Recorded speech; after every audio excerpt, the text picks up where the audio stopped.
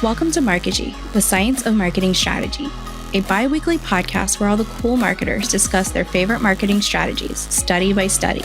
On this show, we feature marketing risk takers who believe long-term wins for the customer equal long-term wins for the business too. How?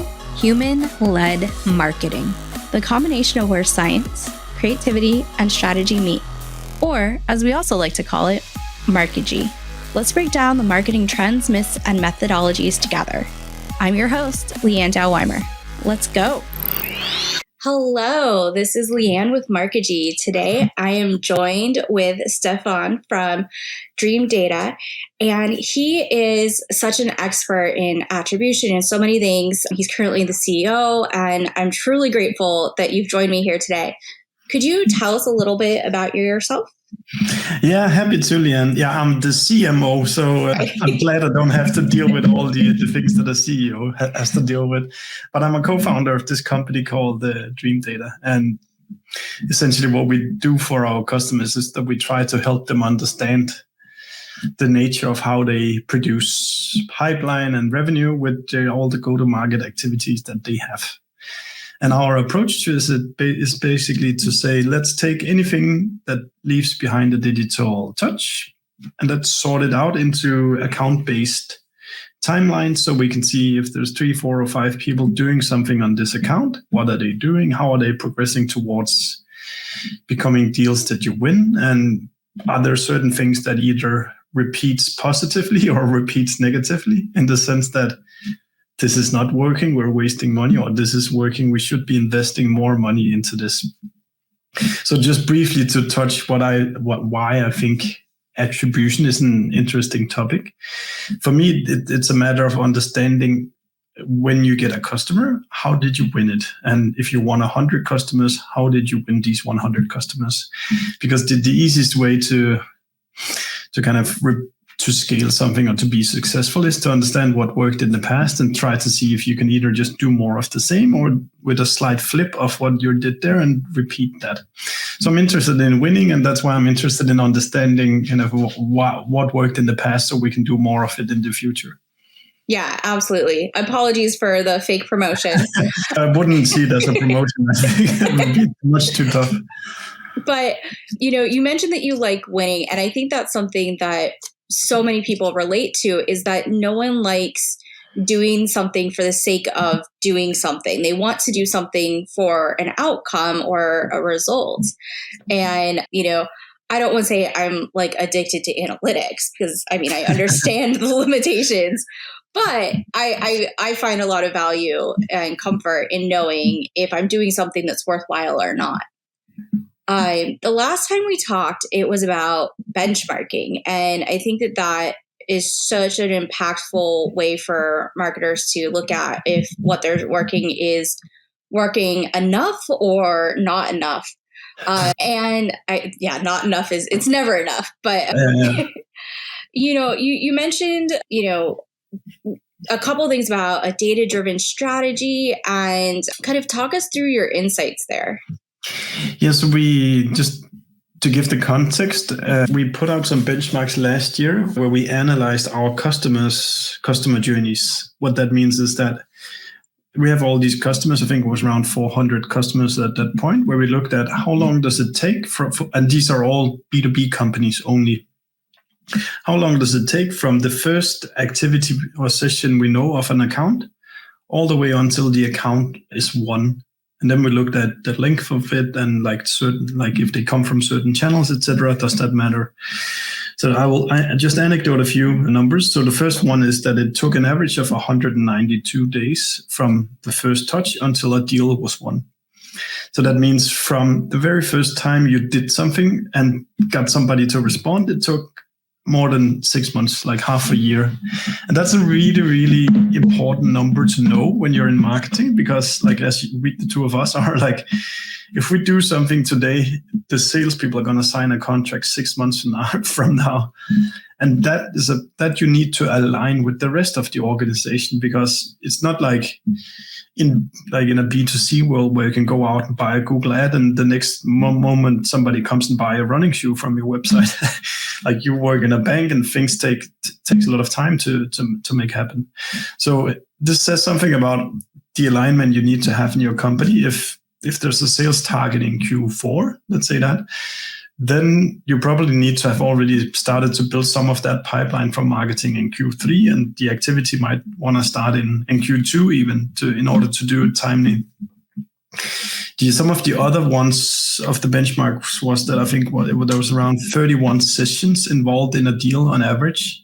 So that means you need to constantly bring people back to your website. You need to have constant touches on these B2B deals actually to bring them forward.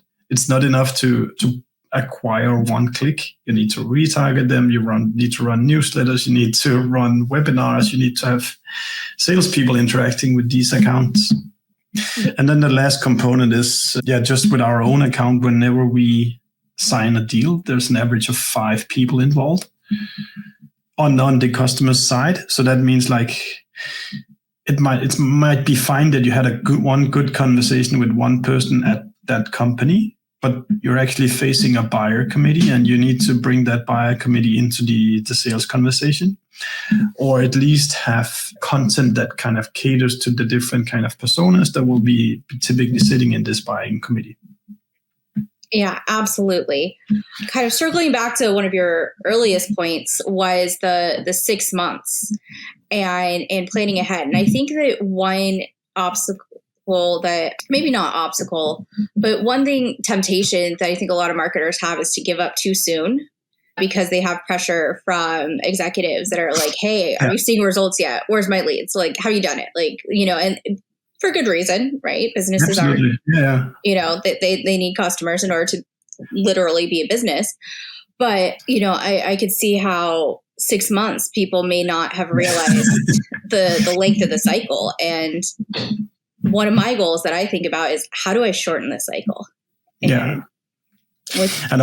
there's another component to it is, of course, we can't just sit down and wait for 6 months when we've done something. So that you need to kind of come up with good proxies for what leads to revenue later. So like in a typical sales world, that would maybe be, before you have deals, you have sales opportunities. Before you have sales opportunities, you maybe have marketing qualified leads. Before you have that, maybe you have demo calls or something like that. So I would definitely advise you to come up with some midway points where kind of they're shorter between you carry out an activity and you see that metric going up or down. You typically call this a leading indicator for what becomes money later on. So I would definitely also, that's the next thing to align. One, the journey is long. What we're going to measure early success upon would be, for example, we get more demo calls requested, and I only have to close the gap between what activity I carried out and the demo calls starting to happen. Definitely. And that kind of reminded me of something else that you mentioned was, about the difference between being within a CRM and that lifetime. Do you remember, was that, but that's also part of the entire length of the journey, is that like there's that time before they're in the CRM when they're maybe. Oh yeah. Yeah. I can just reference that as well. So that it's actually, it's quite, I think most companies have a dark spot in what they perceive as their customer journey. My guess is that 90% will answer you how long their customer journeys are by answering from when we have the first conversion from an account until they sign. And what it really is, that's the sales process. What we could see in those benchmarks as well is that the length of the real journey from first touch, where people just research, remain anonymous until they're ready to talk to you, is the same length or longer than what you know of in the sales journey typically. So that means if the narrative is in your company right now that it takes 3 months from when you see a lead until they buy, then actually means that the journey is more likely to be 6 months from the first time they start looking at you until they raise their hands and say, okay, let's have a sales conversation. Absolutely. So what are some other obstacles that you see when people are trying to navigate having a more data-driven strategy? Ooh, that's a broad question. So one thing is maybe, so now my background is purely B2B. So I'd say the first one is to have an understanding of the data in a B2B context. What I mean by that is that marketers, which I would assume that most of your audience as well, are using Facebook ads, LinkedIn ads, Google ads, etc. And all of these platforms are wired to understand the behavior of one individual or even just one browser interacting with stuff. So the ad platforms that we rely on today is extremely bad at describing value for a B2B company. Like the journey is 192 days. There's more than 5 people involved in the deals. There's 31 sessions. And what this really means is that you can't really use the numbers you're looking at in the ad platforms too much. So you need to come up with a way to regard data that makes sense in a B2B context. But before maybe heading to that problem, then you should start looking through all your go-to-market activities and think through, are we actually leaving are we producing digital traces of our behavior? Like if the salespeople are just sitting with their phone, calling customers, not writing it down anywhere, then it's very hard to understand whether phone is a good media for progressing deals. So ask them, could you please move into the CRM system and click the calling button from within there, or use a calling software or something like that. The same goes for like if your customer success is just handled through a Gmail inbox or something like that, maybe use a software that is intended for it. And then kind of that continues if you're running a lot of ads, but there's not any UTMs on the clicks you acquire, which means that we can understand where did we acquire the click from. Then it's very hard to understand whether things work or not. And it is with data as it is with that Chinese proverb that the best time to start was 20 years ago, and the second best is now. And what I mean is that when you want to become data-driven or do these analysis, then it's too late to think about, I should have actually gone on this path of creating digital touches that I then can analyze later on. I don't know if that was an answer to it or not, Leanne. That's great. I mean, it is a very broad question. There's so many ways. And that's part of the beauty of this, is that I want to hear like what comes to your mind first, because you have all of your experiences, and that definitely gives a lot of insights. You know, there's things that I love. The proverb also it brought to mind a couple more is that common sense isn't common. And that this one is my own that I made up, is that you can always do more cleaning and more marketing. And that kind of is to say that there's always more things that you can do, more activities, more this, more that. And at some point, all you're doing is those activities, and you kind of got to balance it out between everything.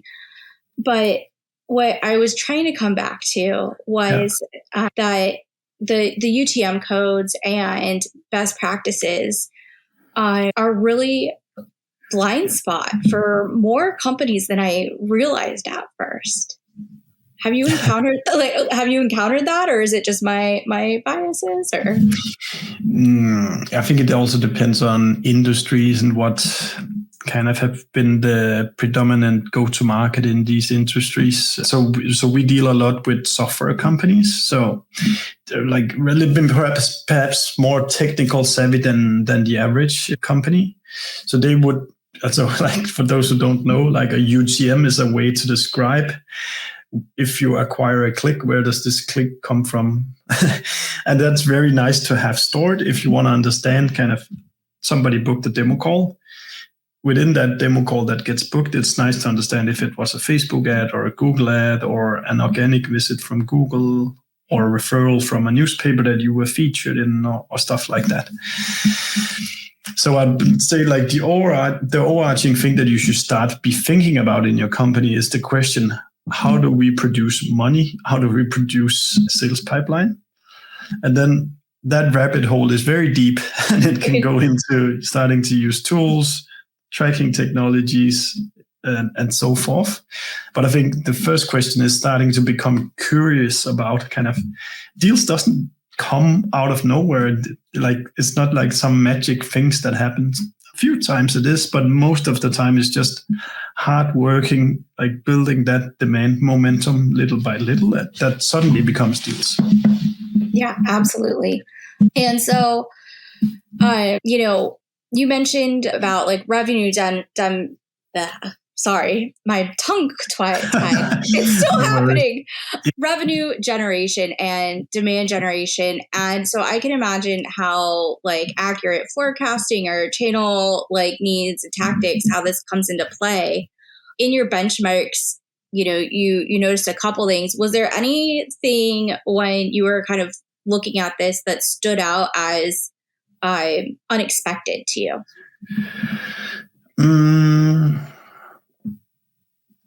So one of the things I would call out was probably kind of the length or the time it takes per channel, meaning that it actually matters quite a lot from a channel being what was the place they were at before they arrived to your website. There was actually quite big differences in how fast these channels are.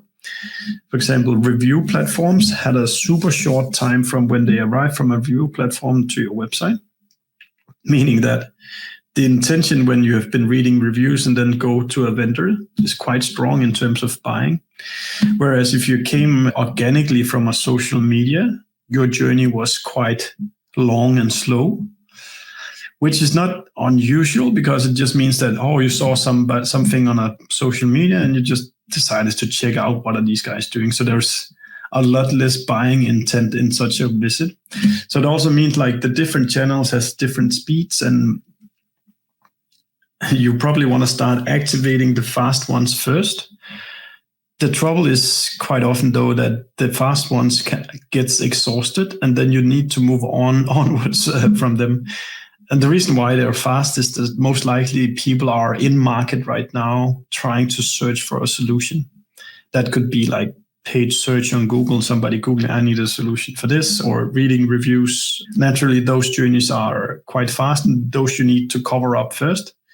But you can also exhaust them because it is only those 1, 2, 3% of the market that are actively buying right now. And there you need to go to channels where the rest of the 97, 98% of your ideal customers are right now and try to get on their radar. That will be a much slower discipline, but the volume of what you can attract there is then also quite large. Yeah, absolutely. And I think that makes a lot of sense because I don't know very many people that are just cruising G2 for, to recreationally. Usually when they go there, they have like a reason. They're like, hey, I've already Googled what's a solution that does X, Y, and Z. And then they go to the review site saying, okay, Google told me these 2 things do X, Y, and Z. Now, do they suck? Like, are they any good? Where's they do their research, and then they, and I've even uncovered options there that I hadn't initially found or considered, but that was more rare than that was, it was just more rare that was what occurred, was that it suggested a new thing that I had never heard of yet. So, I'm of the mindset that, like you said, with the Chinese proverb that the best time was 20 years ago, but are there situations when, kind of this type of like attribution or this type of data collection isn't really the best match or strategy to do? Yeah, absolutely. So we can only work with what leaves behind digital touches. And that's not necessarily always the best go-to-market marketing strategy. You want to appear where your ideal customers hang out, so to speak. they hang out in Slack channels sometimes. They hang out on LinkedIn. They listen to podcasts. They go to physical events. They meet in a bar and all those kind of things. And like B2B has always worked. And there's one thing is you'll never catch everything with attribution. And some stuff are harder to measure than others. That doesn't necessarily mean that you shouldn't spend time on it. Like, I think it makes a lot of sense for me to appear on this podcast because your listeners are marketers, but it's going to be very hard to prove that somebody listened and then went to our website. But that's where I use my gut feeling and I say, this must be the right kind of people. So if they listen to my message, then it still makes sense. So you're totally right again that we can only analyze what leaves behind a digital trace. So that also means that there's certain activities you don't judge by like a very quantifiable. This is like what we do at Dreamdata. So I would typically advise people to take responsibility of building a narrative of what's working on more like qualitative levels. So that could be that your podcast is getting mentioned by somebody on LinkedIn. Then you take a screenshot and then share with your team and see, hey, we're running this podcast and people are actually starting to talk about it. Or if the salespeople hear it anecdoted in sales calls, hey, I listened to Leanne on that podcast. Now I decided to show up on your website. So you need to work with these qualitative examples that doesn't build massive statistics, but will appear less or like more sporadically. For these kind of activities, I think you should think about like another analogy. Like if you can just see the tip of the iceberg, you know that there's a lot more happening than what you can analyze. Definitely. Does that make sense? Yeah, absolutely. I mean, I wish I could be in the room for all the conversations about me that I'm not a part of. And I'm not sure. I wish I would be not. And some. I assume they're all nice, and if they're really mean, then maybe I have some self-improvement to work on. Fingers crossed, it's not like anything dramatic, but I definitely always feel the battle of how do we record it? Is it recordable? And what inferences can we make? And then I think just to kind of add on what you mentioned earlier, also making sure that the salespeople or whoever's putting data in, put in good, clean data, right? Yeah. We don't want them putting in no email at noemail.com. That doesn't help anybody. So, I can see how those two situations are very much a part of this. Now for fun, I found that most of my guests have so much to share about this question, and I really want to hear all of your insights about it.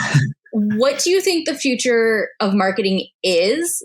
And comparatively, what do you think it should be? So, like, where do you start to cut the elephant?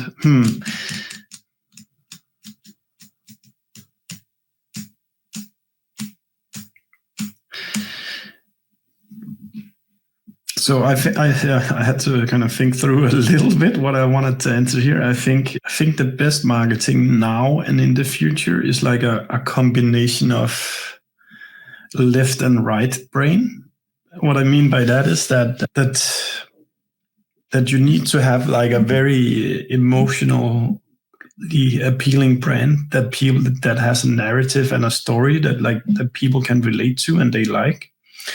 But in order to make sound decisions on going to market, you also need to really know cost per acquisition and how much budget can we put into different things in order to scale them without ruining our company. So, and luckily these two things go hand in hand. So if you produce really good creatives that people like, then the acquisition costs are also typically lower.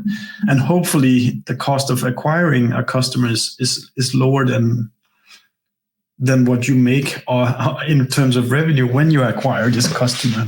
So I think that both the present and the future of go-to-market should be really well thought out branding at a cost per acquisition, at a positive cost per acquisition calculation, so that when you do go to market, you actually end up producing money for your company and not wasting the company's money. Absolutely. I love that you mentioned the emotional aspect of it, because that is one trend I want to see more of, is that B2B marketing is more humanized and less robotic. And people are the ones in the buying committees, and people aren't always buying rationally. And I think that just gets magnified or amplified when you have the 5 to 7 people, right? Because there's 5 to 7 possibly competing, possibly aligned interests. Yeah. And, I think that, appealing to their emotions, I as a marketer, I'm like, oh, we should always appeal to emotions. But, that can be hard when it's hard to be, for some people, or in some ways, to be emotional about something like data, right? Yes. What are we going to say? Like, you'd be surprised. I mean, I got a little emotional when I said, you don't put in bad data to the CRM. So I mean, that's fair. I think the best quote I've heard about this was one of the C-levels at Gong who said, "Different is better than better." Yeah. And I think there's so much knowledge condensed in that, because better means that you constantly compete on these small features or inch by inch different percentages. Oh, we are a little bit faster than this. Oh, we have a few more gigabytes over here. But that just doesn't matter if you're different and much more emotionally appealing. Then people will say, "Well, fuck your features. I love this brand, so I'm choosing them because they're personable. I have followed them 6 months on social media, so now I'm going to sign a contract with these guys, though that other company had one more feature or something like that." Yeah, I mean, that one extra feature might be negligible, right? Yeah, exactly. You could have all the features. It doesn't mean I have enough hours in the day to manage them, or enough manpower or prioritization, So, yeah, I mean, I'm really excited to see where the future of marketing goes. And I really am very enthusiastic, passionate about data-driven while emotionally appealing marketing. So I think that blend between creativity, science, and strategy is really where I personally want marketing to go. So it's my bias. Yeah, I agree. So, I think that if someone were to take away some information from this episode, it's to, look at really how long the journey is, the length of the buying cycle, and to now have some benchmarks to stack against it. And remember to themselves how many touches that takes, right? Because like you mentioned, it's not one session and then 6 months later they buy. It's 31 sessions. It could be more, it could be less. That's another lever for adjusting and experimenting with. Yeah. Go ahead. Yeah. So I think I would probably say two things. Like, one, start having a conversation in your company about how it is we produce money. Like, make it a narrative that you talk about every month. We do XYZ things, and then money comes out on the other side. And once follow up that conversation with, okay, what is our proof that this is true? Sometimes it's qualitatively, sometimes it's quantitatively, sometimes it's just anecdotes. And if you continuously ask these questions, then you will start to get better and better glasses for understanding how do we produce money. Absolutely. If someone wanted to follow up with questions they had for you, or, just wanted to connect, what would be the best ways for them to do that? 100% on LinkedIn. They can just ask me any question and I'm happy to reply. Great. And so if people are listening to this but not watching it, could you spell your name for them? Just so I'll do that. Steffenhedebrand. It's a tough one in English, but I think people can manage. I think they can manage too. I just want to make sure that, they are able to find you and connect and learn more about Dreamdata and everything that you've got going on. So thank you so much for being my guest today.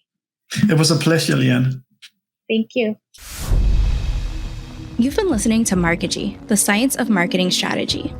If any of the strategies we talked about today inspired you to learn more, try them. Remember, the perfect strategy doesn't exist, only the one that gets done. Subscribe to our show on your favorite podcast player to make sure that you never miss an episode.